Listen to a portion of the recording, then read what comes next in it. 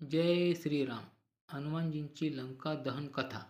रामायणातील लंका दहन प्रसंग हा हनुमानजींच्या अतुलनीय पराक्रमाचा, बुद्धीचा आणि प्रभू श्रीरामांवरील अखंड भक्तीचा दिव्य पुरावा आहे.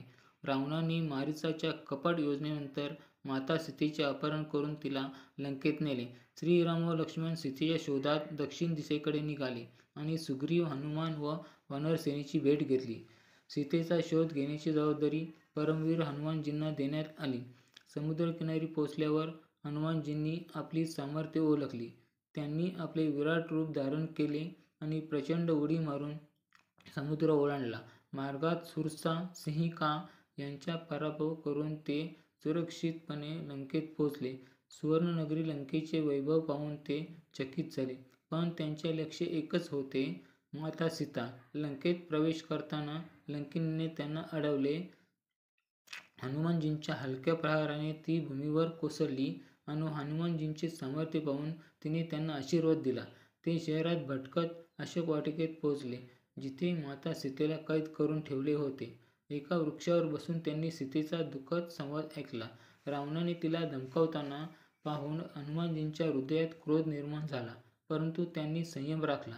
रावण निघून गेल्यावर हनुमानजी खाली उतरले आणि श्रीरामांची पितळी अंगठी देऊन त्यांनी आपली ओळख सांगितली.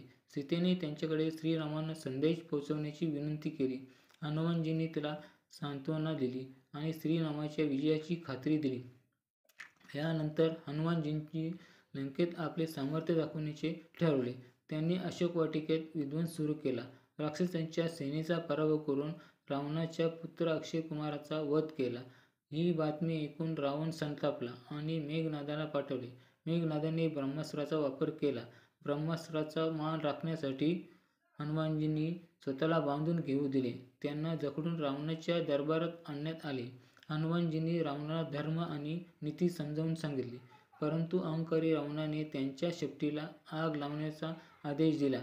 राक्षसांनी वस्त्रे बांधली तसे हनुमानजींची शेपटी अधिकाधिक वाढत गेली.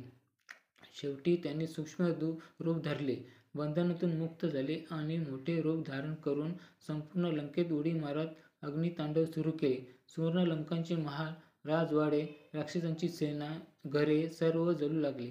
आकाशाला भिडणाऱ्या ज्वालांमध्ये अहंकाराची राजधानी भस्मसात झाली.